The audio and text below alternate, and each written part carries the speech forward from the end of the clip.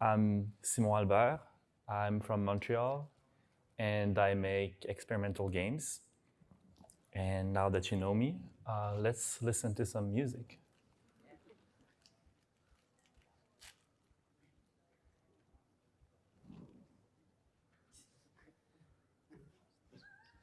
This is anticlimactic.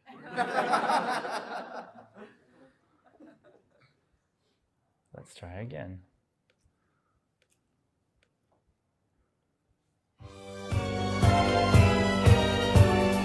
If you leave me now, you'll take away the biggest part of me.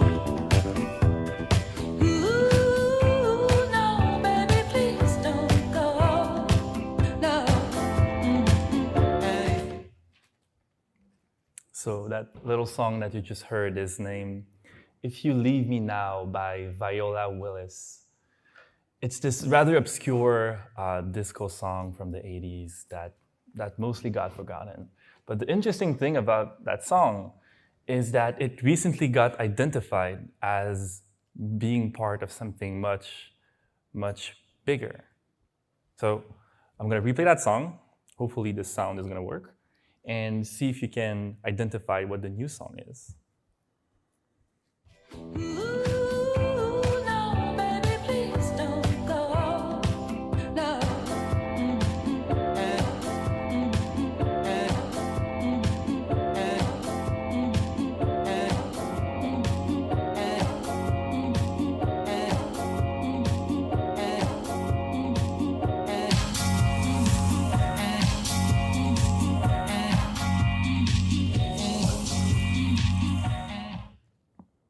Did you get it? The track is Fresh by Daft Punk, which came out about 20 years after the original.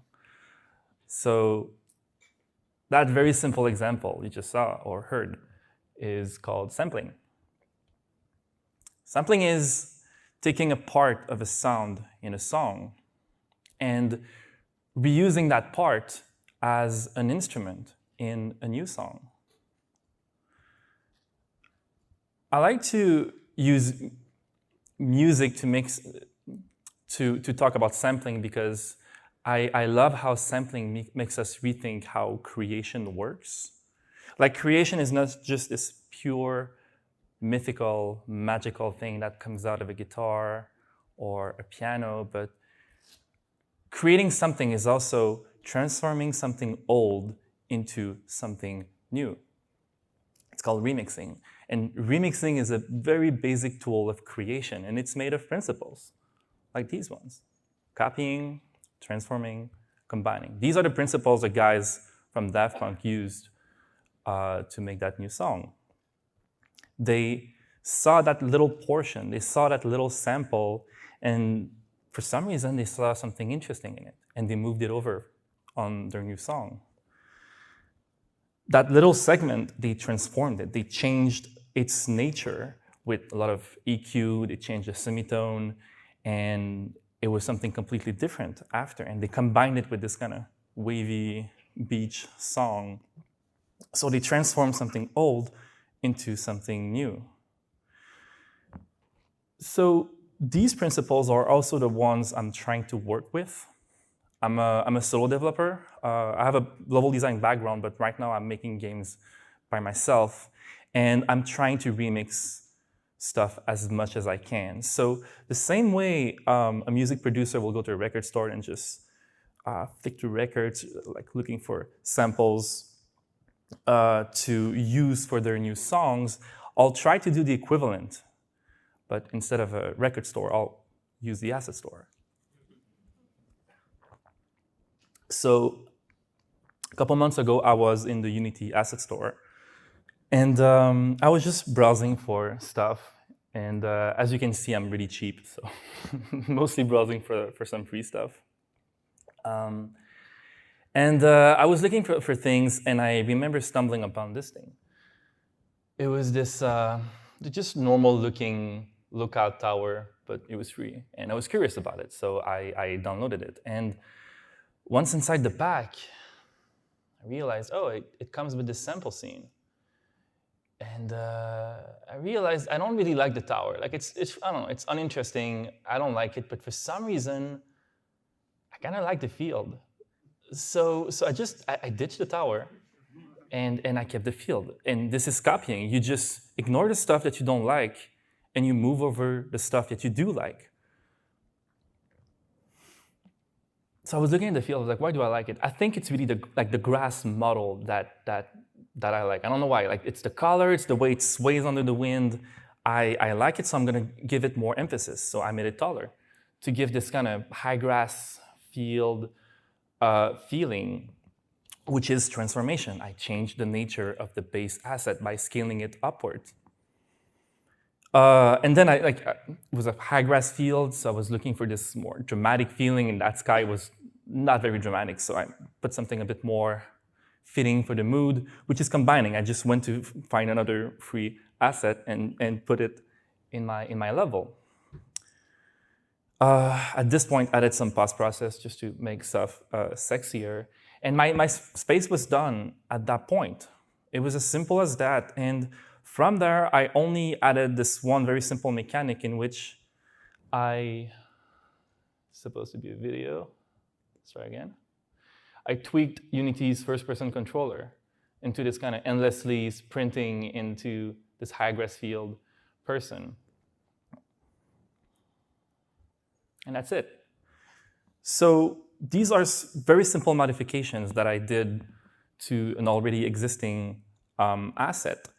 The same way Daft Punk went to take that very old song and do some rather simple modifications to it to turn it into their new song. So what I did was basically sampling. Or for some reason, the internet decided to give this practice in game development a new name, and that name is asset flipping. And there is like this infamous aura about the word asset flipping, and you might have heard of it in the past, especially the past year. There's been a lot of articles and angry YouTubers just investigating these games, these rather low quality games. This is also a video, why is it not working? Thank you. These low quality games that will basically just glue a lot of like found assets together and try to sell these games on the marketplace for a somehow high price, which kind of gave them this kind of scammy vibe. So a lot of developers were calling them out, saying like, you're just contributing to the saturation of the marketplace. And I do agree that these games, some of them do look like scams, but I don't want to get into this debate because for me, the thing to remember about asset flipping, if we are to use that term, the thing to remember about it is that asset flipping is to video games what sampling is to music. I think that's the important takeaway from this. I think that level designers are on many points like music producer. I do feel like a musician who do not play any instruments. I think that level designers are people who do not create per se, but rather assemble things together. It's a team role. Level design is a team role. We're in the middle of this team that are feeding us assets, and it's our work to stitch these assets into this one coherent whole. But level design can also work as a solo role. And this is where this relationship between level design and sampling and asset flipping becomes really interesting because you don't have a team to feed you assets. So that's up to you to go out and hunt them and find them.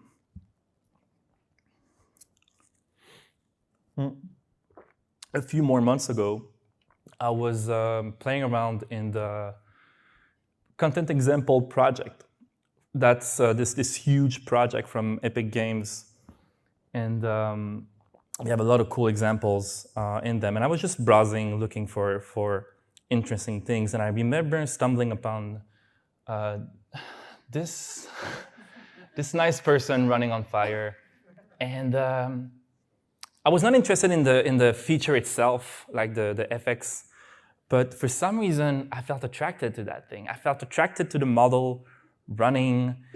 There was something compelling in it. So I figured, okay, let's just extract that thing and see what interesting thing I can get out of this. So I was trying to find some poses in the animation. And once I did, I just moved them over and like slapped this chrome material onto it. And I had a statue.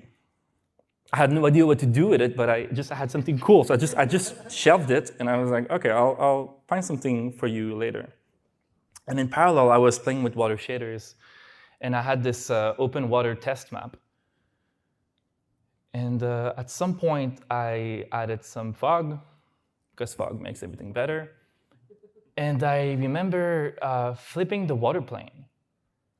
And I was like, that's pretty cool. I should go back to my statue and put it inside this map. And from there, I felt like I had something interesting, like my space.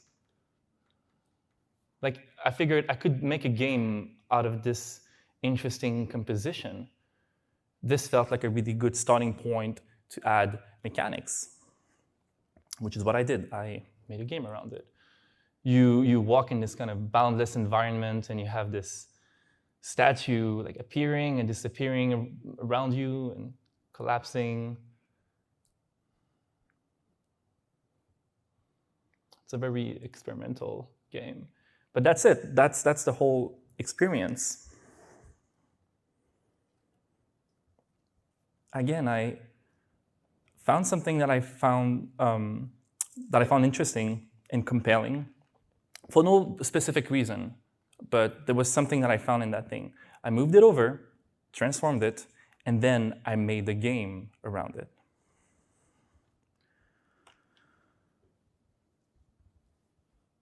There are 3 takeaways I want you guys to have from these examples I just showed you. First one, asset flipping is legit. It can be good, it can be bad, you can be dishonest about it, as we saw, but you can be creative about it. That's up to you. The second one is mostly for people who make games by themselves, and especially people who make games by themselves as level designers. Next time you make a new game, try to think of the space first. From the examples that I showed you, you might have noticed that we'll always create the environment first, and then I come up with mechanics, which is traditionally not the correct way to make a game. So if you wanted to make a new game by yourself, chances are you've been taught that first you need to come up with the gameplay, some new mechanics, some new rules, and then you come up with levels that will expand and exploit these rules, and then you produce the content. But this practice of sampling and flipping assets actually flipped everything around. It made me come up with an interesting space first. I will always think of what composition do I want? What atmosphere do I want?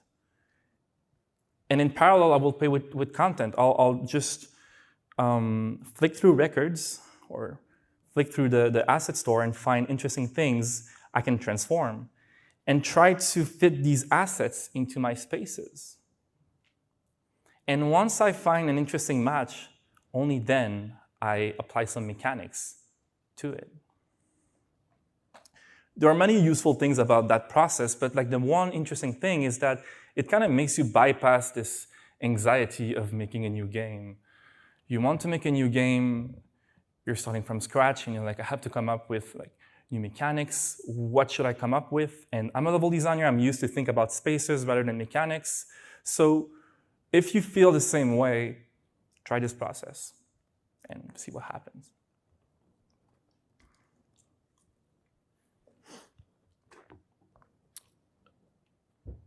The third point is an advice I got a few years ago that really helped me. And some of you might not agree with it, but bear with me. Stop trying to be original. game developers are obsessed with originality, and more than a lot of other mediums. And this desire to create everything from scratch all the time, especially for solo devs. And also calling out other people that are doing that is not reasonable, and it's not sustainable. And I don't think originality is the noble goal. I think authenticity is the noble goal. So that's the advice I have for you. You should steal more things. You should steal someone else's work and give them credit for it, of course. So steal something and transform it, make it new, and make it yours. And if you manage to make something yours, no matter if it's from scratch or if it's from someone else's work, if you manage to make something yours, then your work will be authentic. And that's where all the beauty comes. Thanks. Hi, I'm Cesar, an indie game developer from Mexico, and I also have made iOS apps for like 5 years. And I'll be talking about my Devtober project, where I did a puzzle like this one each day during October. But first, I would talk about how I came up with it. 2 years ago, I drew little potions on the backside of my business card for Inktober, the only tradition where artists draw every day during October. I underestimated how much work is needed to come up with new ideas. By week 3, my brain was blank, just my drawing. I just needed to start something, anything. From the infinite possibilities, how can I choose one out of nowhere? By staring into the void and sad, I realized the one true thing about this piece. It was drawing number 19, so I fucking drew that. This might look like a cheap way out, but it helped me overcome a mental block. Drawing wasn't the issue. The real struggle was breaking out of paralysis. Learning to do that was very important for me. Next year, I joined the Ludum Dare Game Jam with the theme Running Out of Space. But none of my ideas were working at the time and had just one day left. In despair, I peeked into the void once more, trying to overcome this obstacle. I took the theme in a literal way. The idea, a puzzle about a filled storage room where you slide objects to make space for new stuff. It was a simple idea. But now I had to make a whole new set of decisions for a whole new game. There wasn't time for this. Even the smaller choice can engulf so much of my time. But my previous Void experiences made me realize I can make weapons to fight back, ways to measure the impact of some decisions while overcoming mental blocks. These rulers helped me understand which options were better, in a pseudo-objective way. A problem which at first glance felt overwhelming was quickly dissected and tackled with precision. It was faster to evaluate decisions with one ruler at a time. Time spent on making decisions was reduced so much that I was able to finish it in one day. In our next jam, I tried to make something like Professor Layton, a game where you walk and talk with people and solve puzzles. That set my general mood for the next month to go, hey, that looks like a puzzle, like in the game series. That felt pretentious AF, but I was on my vacation trip. It was okay. I was taking pictures of whichever resembled one and storing them for later. I didn't actually finish the game, but still kept the puzzle ideas for later. Okay, so Inktober was nearby again, and I was excited, except that Ink kind of suggests it is for artists. Is there a Tober for us game developers? What is our Ink? Well, I had a bunch of materials from my previous jams. My ink, pretty sure, can be shaped into puzzles. So in September, I made my own canvas, a template to make puzzles with just drag and drops and text fields. That way, in October, it will be no code, only puzzles. Having in mind possible mental blocks, I imposed a workflow to avoid losing focus. So first, I will select and design the puzzle on paper, then drop the pieces into a template and fill the details, then draw and write additional assets if needed, wrap up the build, and then upload. No more code unless bug fixes. After preparing some just-in-case levels on paper, I was ready and excited to begin. So, on day 1, I made this real-life pillow into a puzzle. By doing so, I discovered that my sliding blocks can work as flooring tiles by unchecking collisions. Yes. However, the way I wrote the instructions led to solutions not recognized by the game. Oops. On day 2, I tried the You Forgot to Con Yourself puzzle. A dad and his kids enter your shop, boys want candy for each one there. How many candy? 1 per kid, plus dad, plus yourself. With the same weapons, I shaped this puzzle from having a lot of technical issues into one with multiple surprises. On day 3, I made the smallest sliding puzzle possible. Using the static clean mechanics from my game jam, making it as small as I could, because it was supposed to be introductory, made it feel tight and great, but it was supposed to be introductory and ended up as a very hard one. And on day 4, I made another one from my storage room jam, but featuring disjointed pieces. But to avoid feeling repetitive, I painted over them. It became a puzzle about swapping 2 cogs. However, again, writing instructions was dreadful. Move the red cog to the bottom left, no. To simplify that, I made a diagram, and it gave this puzzle a lot of charm and identity. On day 5, I made a deduction puzzle of who gets what, inspired by this picture. Writing was such a mess for this specific puzzle, but I felt great because I was using my sweetbread sprites and my other animal sprites. And on day 6, I wanted a word puzzle, but I'm not allowed to code for a keyboard input. Can I use my sliding blocks? Maybe, but with letters? That reminded me of a Cryptex, which then reminded me of TypeShift, a game by Zach Gage. I could make it so you have to align the letters and make the sliding pieces work as a combination lock on the background. It was another use of my sliding blocks. The first week was a taste of my limits, but it was getting hard to come up with new ideas. I understood how much my head could dig out for them, but trying harder was only going to give me errors. And I really liked this set of puzzles. It was conveniently 1 day short of the week, so I added more rules. Same puzzle types for each day of the week, except Sunday, which will be a wildcard. Some of the puzzles that I made after that had it easy to make variations. Others were a big struggle to write all the instructions for, or hard to be original. All these were like copies of other puzzles. However, sliding blocks were by far easier to make, most probably because my tool was built for them and because I already had some experience with those. But also, using the tool as intended and discovering new uses led to interesting places, like the mechanism puzzles. There was new components like layers, triple joints, fat or slim pieces, but in the zeta axis. I discovered new mechanics as well as new ways to design these puzzles, like thinking of a shape besides designing anything. My DevTour ended on November 2 with a week of final puzzles for each type. Something happened with this forced repetition that felt like a direct measure of my skills. It was clearer with those 2 kinds, spreads and numbers, because it was hard to come up with ideas for them. When working on a puzzle, I will doubt my assumptions of what I should do with it. Constraints will tell me what to do, and I often say no, trying to find a way out of them, just like in a puzzle. I played with new concepts while sticking to rules. Most of the puzzles came out quickly enough thanks to all of this. Instead of picking a solution out of a million, I had to find if there was one. This approach protected me from analysis paralysis and kept me moving. And even if I decided to quit at any point, I would have made a good bunch of puzzles by that point.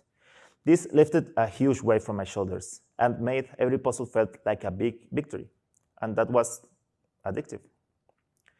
I made this challenge thinking of how much I have felt to stick up with anything in the past, even when motivated.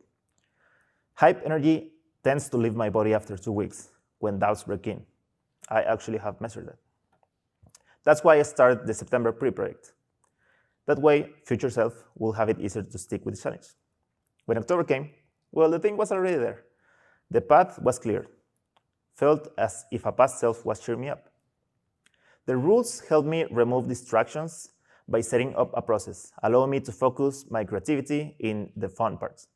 Or maybe I just did the boring parts first, but also it was about removing the pressure that comes with making a game. I know my dumb self. The pressure of releasing a game as the goal can suck out the joy of the making sometimes. But it was a challenge for myself. I am better at making puzzles now, and that feels great. When I was asking around about this, I had an itch whenever someone suggested that making a game and learning to make a game are the same thing. I see artists doing practices meant to improve techniques. They do draw while working on them, but their purpose feels very different for me. If mine was more about practice, was my challenge trying to become a study? Maybe game them studies don't have much of a strict form or popularity in games because, well, several reasons. To test this, I tried to form a study for writing video game small talk, but it was hard to come up with an engaging way to zero in that aspect. I had to make a tool anyways, because it was hard for me to not rely on my other creative muscles, and because my lack of imagination and experience. I could have used other tools, but learning a new tool is overwhelming on its own. But once overcoming the barrier of entry, these practices should be fun, right? Well, even projects, when separated, they are still creative projects. The troubles can be less overwhelming, but by no means smaller. I started a new one by working on a tool to try match-3 mechanics, but I struggled to keep the feature list at bay. Scope creep happened anyways, but this time as I was making the tools. However, thinking about the project as a tool, not as a game, made it easier to discern what was important. In this case, it was preparing my test lab to practice match-3 mechanics. And while I can only test a very specific set of mechanics and games, by working on the feature list to then use the tool to replicate mechanics, even if it was obvious it wasn't possible, I got experience on how to work with those mechanics, but also code and weapons that I can use as a foundation for our next game. My practices were separated the subject into making a tool and using the tool. Whichever the result was, the priority was learning always. And of course, you get learning by making games. But after each one of my levels, I could get a sizable chunk of learning with very little amount of work. It also helped me identify what kind of pressure comes from where, and whether if it's useful or not. Unlike other times where I should start asking, should I continue with this project? Just to then be flooded with regrets that are hard to process into something useful. But that's a mental model and process that I'm comfortable with. And maybe you're someone you know have some interesting practices. What is something not obvious that has made you a better game developer? It's not that easy to hear about these details, but they do exist and make great conversations if you ask properly. People will find the discussion very insightful, people like me, or people who are thinking about learning or challenging themselves, or maybe your friendly neighbors around here, right there. Thank you very much for listening.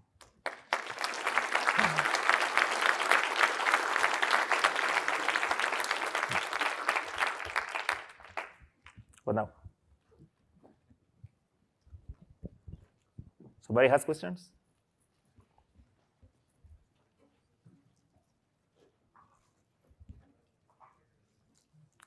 Mahalo for the presentations. I was curious, I'm kind of combining both of them a little bit. Has there been anything for DevTober where they could do asset flipping, where you have a series of assets, and then for DevTober, you make a level or you make some kind of exploration using those to kind of promote what you can do, you know, with asset flipping, and then also share practices as you. Yeah, I have actually like trying to make those arrangements with other people, and I want like to share like this kind of stuff because there's at least for artists they have some practices where they share parts of the drawing, but for game developers at least it feels like way more complicated. But yeah, and sharing the assets and letting the artists see what's being done with the assets at the same time, so it doesn't quite feel like I'm taking it and doing something with it that you'll never see again. Yeah. Okay, thanks. Well, thank you. Yeah, but embarrassingly, I was kind of going to ask the same thing. It'd be like, you can join the next challenge. The last few game jams we've done, my colleagues and I have always been like, we should just do a game jam where we tell people they're not allowed to make anything new. So yeah, I guess while I'm here, you said while you were talking that like you spoke to people who are like making a game is like learning how to make a game. And as someone who teaches how to make games, you're 100% right. Or in our experience, there were classes and lectures and talks and all this kind of stuff, and that's really useful, but they didn't learn anything until they made the game. So that's all we do at our university now. So yeah, And it's very Yeah, absolutely reassuring to listen to that. Thank you. Hi. About the asset flip talk, yeah. That word have a kind of stigma, but I think it's a good idea for working. How do I work with that technique without use overuse asset? How do I get track with who assets I can use with not to be repetitive? I don't know. You want my microphone? I don't think there is such a thing as using it too much. There is always a good way to use something too much. So like that statue that I used was actually like used in so many. Oh, I think we're out of time. Yeah, we can talk about it outside, but like it was used in so many variations and repetitions. It's just how clever are you with these variations of that same asset? So that's up to you. Thank you. Thank you, everyone.